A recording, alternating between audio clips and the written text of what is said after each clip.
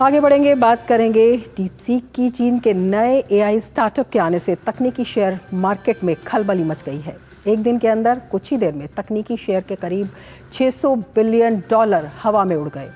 दरअसल पिछले सप्ताह चीन आधारित नई एआई कंपनी की शेयर मार्केट में आने के बाद निवेशकों को सेमीकंडक्टर चिप बनाने वाली कंपनी एनवीडिया जैसे एआई लीडर्स के शेयर पर प्रभाव पड़ने की चिंता सताने लगी, जिसके बाद वैश्विक निवेशकों ने सोमवार को बड़े स्तर पर तकनीकी शेयरों को बेच दिया। निवेशकों के इस कदम के बाद एनवीडिया के लगभग $593 बिलियन हवा में उड़ गए। वॉल स्ट्रीट की रिपोर्ट के अनुसार ये घाटा किसी भी कंपनी के लिए एक दिन का रिकॉर्ड घाटा है। दरअसल चीनी स्टार्टअप डीपसीक ने एक मुफ्त एआई असिस्टेंट लॉन्च किया, जिसके बारे में दावा किया गया है कि ये मौजूदा सेवाओं की लागत से काफ़ी कम कीमत पर बेहतर एआई मॉडल पेश करता है। ये सस्ते चिप और कम डेटा का यूज़ करता है। डीपसीक एआई ने एप्पल के प्ले स्टोर से डाउनलोड के मामले में सोमवार तक अमेरिकी प्रतिद्वंदी चैट जीपीटी को काफ़ी पीछे छोड़ दिया है।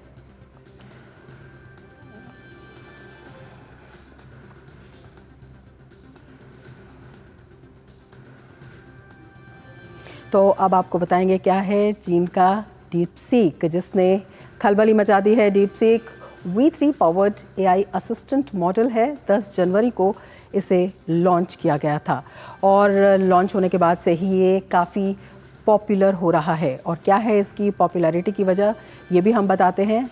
डीपसीक V3 मॉडल का बेहतर परफॉर्मेंस का दावा है।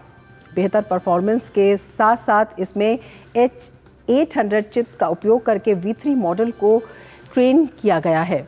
तो इसमें ये एडवांस हो गया है और इसके साथ ही इसकी जो ट्रेनिंग लागत है वो $6 मिलियन से कम है। तो लागत भी इसकी काफ़ी कम है। इसके साथ ही AI advance large language model पर ये आधारित है और इसके साथ ही ये कई ओपन सोर्स मॉडल से माना जा रहा है बेहतर, और इसी वजह से जो है लोग इसकी तरफ आ रहे हैं। हाई क्लोज सोर्स मॉडल को ये टक्कर दे रहा है और साथ ही बाज़ार में इसके 2 वेरिएंट मौजूद हैं और वो 2 वेरिएंट हैं डीपसीक R1 और डीपसीक R10।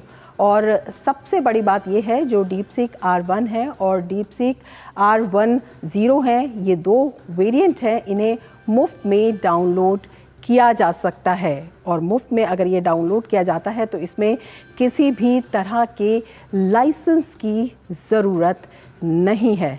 तो अपने आप में अमेरिका को डीपसीक की ये एक बड़ी चुनौती माना जा रहा है। और किस तरह से माना जा रहा है, एप्पल ऐप स्टोर पर चैट जीपीटी को इसने पीछे छोड़ दिया है। सबसे ज़्यादा डाउनलोड इसके हो रहे हैं। एप्पल के ऐप पर सबसे ज़्यादा रेटिंग वाला फ्री ऐप ये बन गया है। इसके साथ ही माइक्रोसॉफ्ट कोपायलट से भी इसका मुकाबला हो रहा है। तो तकनीकी रूप पर हम देख सकते हैं, जब हम बात करते हैं ओपन एआई की, गूगल जैसी कंपनियों को ये सीधी चुनौती दे रहा है और इसी चुनौती की वजह से शेयर बाज़ार में मच गई है हलचल। लॉन्च होते ही इसने तहलका मचा दिया है। साथ ही ये क्यों मचाया है, क्योंकि अमेरिकी और जापानी शेयरों को इसने प्रभावित किया है। एनवीडिया और सॉफ्टबैंक कंपनियों के शेयरों में इससे गिरावट आ गई है, जो दिग्गज कंपनी मानी जाती हैं। तो इससे अमेरिकी दिग्गज कंपनियों के भविष्य पर भी बड़ा सवाल खड़ा हो गया है।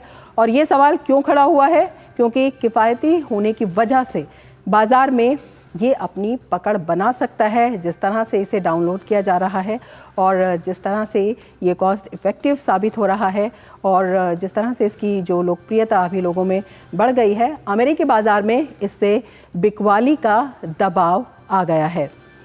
तो शेयर बाज़ार में इससे हलचल जो है वो साफ तौर पर है, लेकिन क्या कुछ इसका आगे असर होगा, यही हम जानने की कोशिश करेंगे। डॉक्टर राजन कुमार हमारे साथ जुड़ गए हैं, professor, school of international studies, JNU। Doctor Rajan Kumar, आपका बहुत स्वागत है। सबसे पहले आपसे यही जानना चाहेंगे, ये जो शेयर बाज़ार में इतनी हलचल मच गई है, इसको किस तरह से देखते हैं, और जिस तरह से फ़िलहाल इसकी पॉपुलैरिटी है, तो क्या इसे एआई तकनीकी जंग भी माना जा सकता है? देखिए, मैं निश्चित शुक्रिया मुझे बुलाने के लिए। ये निश्चित रूप से देखिए, जो आर्टिफिशियल इंटेलिजेंस, जिसको कि कृत्रिम बुद्धिमत्ता बोल सकते हैं हिंदी में, उसमें सबसे ये थर्ड जनरेशन ऑफ कंप्यूटर में रिवोल्यूशन आपको दिख रहा है। एक आपने देखा कि इंटरनेट के आने के बाद किस ढंग से पूरे विश्व में एक तरह से क्रांति आई और किस ढंग से पूरा कॉमर्स, पूरा इंफ्रास्ट्रक्चर, ट्रेड, गवर्नमेंट, मशीनरी सारे उससे जुड़ गए थे। अभी जो तीसरा जो रिवोल्यूशन बोला जा रहा है वो है आर्टिफिशियल इंटेलिजेंस का, और इसमें अभी तक अमेरिका का दबदबा था। और आप जानते हैं कि जो आर्टिफिशियल इंटेलिजेंस से जुड़े जो कंपनी थे, उसमें एक चैट जीपीटी का नाम आता है, जो कि चैट जीपीटी के सैम ऑल्टमैन उसके सीईओ हैं। उनको ट्रंप ने बुलाया भी था, आपने कुछ दिन पहले सुना होगा। जी। उसमें गूगल की जेमिनी है, मेटा मेटा की कंपनी फेसबुक जो है, मेटा का एक लामा करके है। तो ये सारे कंपनीज का वहाँ पे बोलबाला था, और अमेरिका को यह लग रहा था कि अगर हम इस टेक्नोलॉजी को अगर अपने कंट्रोल में रख पाएं तो अगला 15 से 20 साल टेक्नोलॉजी का हमारे लिए सुरक्षित रह जाएगा। लेकिन आप जानते हैं कि अमेरिकन जो अभी नीति हैं, अमेरिकन जो पॉलिटिशियन हैं और एक्सपर्ट्स हैं और टेक्नोलॉजी एक्सपर्ट्स भी हैं, वो एक तरह से अमेरिका इन डिनायल बोला जा रहा है कि वो इस चीज़ को नहीं समझ रहे थे कि चीन किस ढंग से प्रतिस्पर्धा में काफ़ी नज़दीक और अब तो आगे निकल गया है। आपने जैसा बताया कि अभी जो हुआ है कि जो डीपसीक जो एक आर्टिफिशियल इंटेलिजेंस का ऐप उसने डेवलप किया है, और इसके माध्यम से वो चैट जीपीटी से भी ज़्यादा वो अभी सक्सेसफुल माना जा रहा है, क्योंकि जो एक्यूरेसी और प्रिसीजन और टाइम, इसके कारण से उसमें वो ज़्यादा इफेक्टिव है। चैट जीपीटी में क्या था कि आप कोई भी सवाल पूछेंगे तो चैट जीपीटी उसका जवाब दे सकता था। आप उसको बोलें कि मेरे लिए एक डिजर्टेशन लिख दें, एक आर्टिकल लिख दें, तो चैट जीपीटी इसको आज के समय में कर सकता था। अगर आप बोलें कि कोई इनविटेशन लेटर लिख दो, ईमेल लिख दो, तो ये सारी चीज़ें आप जानते हैं कि जैसा कि चैट जीपीटी कर सकता था। अभी यह लग रहा था कि चूंकि अमेरिका ने कुछ दिन पहले उनकी नीति की थी कि वो जो लेटेस्ट चिप है, जो H100, जो एनवीडिया जिसकी आप बात भी कर रही थी, तो एनवीडिया इस पे बैन लगा दिया था कि ये टेक्नोलॉजी केवल अमेरिका के पास होगा और किसी भी दूसरे देश को ये टेक्नोलॉजी वो नहीं देगा। और चीन पे उसने खासकर ये प्रतिबंध लगा दिया था कि ये जो सेमीकंडक्टर टेक्नोलॉजी है वो चीन को नहीं देगा। ये बाइडेन एडमिनिस्ट्रेशन में कुछ दिन पहले हुआ था। उसको चोक होल्ड एक पॉलिसी के रूप में माना जा रहा था, और इससे उनको लगा कि इसके माध्यम से टेक्नोलॉजी मेरे पास रहेगा और अमेरिकन इंडस्ट्री प्रमोट होगा और अमेरिका का डोमिनेंस पूरे विश्व में बना रहेगा। अभी जो डीपसीक जो चीन ने डेवलप किया है, उसने एक तो कि केवल $6 मिलियन, यानी कि अमेरिका में 10 से 15 बिलियन डॉलर हर एक कंपनी का इन्वेस्टमेंट उस ढंग का हो रहा था, और यहाँ पे केवल उससे मतलब 1/10 जो होता है 1/10 से भी कम में उसने डेवलप किया है।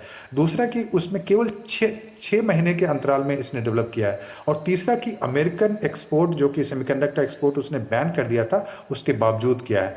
तो अब अमेरिका को लग रहा है कि या तो आगे निकल गया है। तो इसी कारण से आपने क्या देखा कि जो अभी एनवीडिया, जो सॉफ्टबैंक इत्यादि की जो आप बात कर रहे थे, जो कि एनवीडिया वहाँ पे लीडिंग सेमीकंडक्टर कंपनी है अमेरिका की, तो वहाँ पे उनको अब लगने लगा है कि अब जो इन्वेस्टर थे उनको लगने लगा है कि इतने कम पैसे में अगर चीन डेवलप कर सकता है तो सारे जो इन्वेस्टर हैं दूसरी जगह मूव कर जाएंगे, या उस टेक्नोलॉजी को जब तक अमेरिका अडेप्ट नहीं करता है, अपने जो भी उनके नेटवर्क है उसमें नहीं लाता है, तो वैसे में इस कंपनी में इन्वेस्ट करना उनके लिए फायदेमंद नहीं है। और इसी कारण से देखा कि आपने लगभग 17% बोला जा रहा है कि एक तरह से एनवीडिया का जो उनमें कैपिटल था, वो जो इन्वेस्टमेंट थे वो वहाँ से भाग गए हैं एक रात में।